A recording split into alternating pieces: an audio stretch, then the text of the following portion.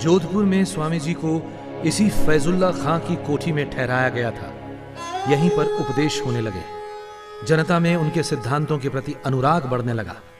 उन्होंने कहा, क्षत्रियों को, राजाओं को, महाराजाओं को चरित्रवान बनना चाहिए, क्योंकि प्रजा की रक्षा रोगी शरीर और वेश्याओं के चंगुल में फंसे व्यसनी राजा नहीं कर सकते, वरन स्वस्थ और चरित्रवान राजा ही कर सकते हैं। याद रहे, एक तरफ जहां मनुष्य मात्र को यज्ञोपवीत धारण करने का अधिकार है, तो वहीं अपने आचरण से गिर गए व्यक्ति से यज्ञोपवीत उतरवाया भी जा सकता है। एक दिन जब स्वामी जी महाराजा से मिलने उनके महल में पहुंचे तो महाराजा के पास उनकी विशेष कृपा पात्र नन्ही भगतन बैठी हुई थी। कहिए नन्ही जी, राज्य में सब ठीक ठाक है? कुछ ही दिनों में गवर्नर राज्य के दौरे पर आने वाले हैं और स्वामी जी की सेवा में भी कोई कमी नहीं रहनी चाहिए।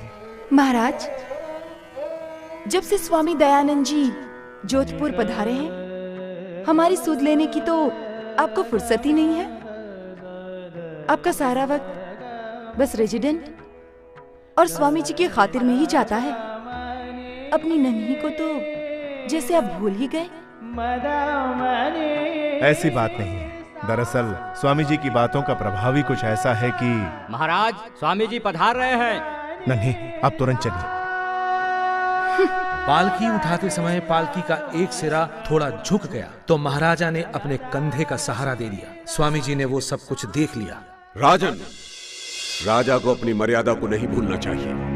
राजा सिंह के समान होता है, उसे अपनी मर्यादा अनुसार ही वर्तना चाहिए। बड़े शोक का विषय है कि राजा प्रजा के कल्याण को भूलकर राग रंग में खोया हुआ है। जोधपुर में स्वामी जी लगभग 4 महीने रहे। महाराजा स्वयं को वैदिक धर्मी कहने लगे। प्रशंसकों और विरोधियों दोनों की संख्या बहुत बढ़ी। रानी साहब,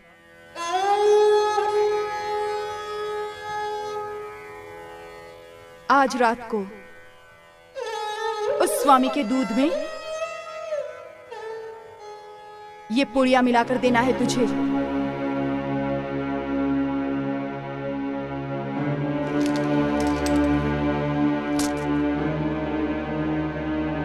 रख ले इसे।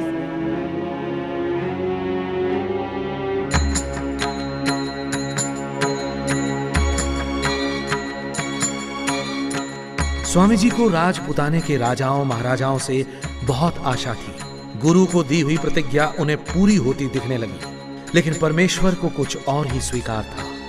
29 सितंबर की रात को नित्य की भांति उनके रसोइये ने उन्हें दूध पिलाया, लेकिन देर रात उदर शूल के कारण स्वामी जी की नींद टूट गई।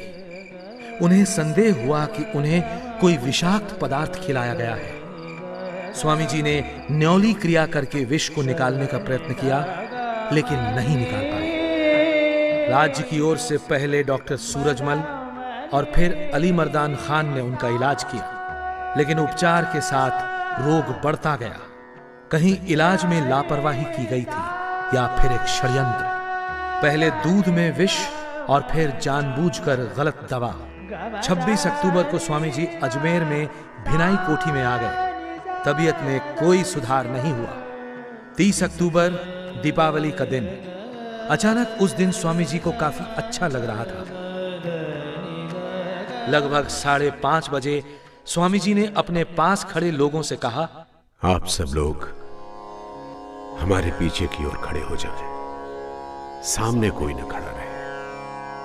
सभी खिड़की दरवाजे और रोशनदान खोल दो। आज तिथि क्या है? कौन सा पक्ष और कौन सा वार है? महाराज, कृष्ण पक्ष का अंत, शुक्ल की आदि अमावस्या और दिन मंगलवार है। और स्वामी जी ने कुछ देर ईशोपासना की। ओम य आत्मदा बलदा यस्य विश्व उपासते प्रशिशं यस्य देवा यस्य छायामृतं यस्य मृत्युः तस्मै देवाय हविषा विधेम। हे दयामय सर्वशक्तिमान ईश्वर, तेरी यही इच्छा है, तेरी यही इच्छा है। तेरी इच्छा पूर्ण हो।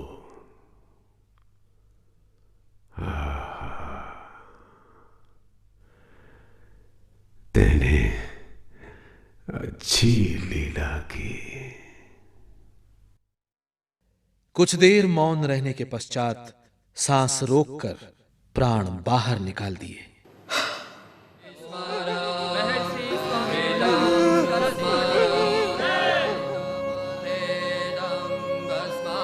स्वामी जी की इच्छा के अनुसार उनका दाह संस्कार ही किया गया। धन्य है अजमेर नगर का ये मलूसर शमशान घाट, जहां पूज्य स्वामी जी के जीवन की अंतिम यात्रा पूर्ण हुई।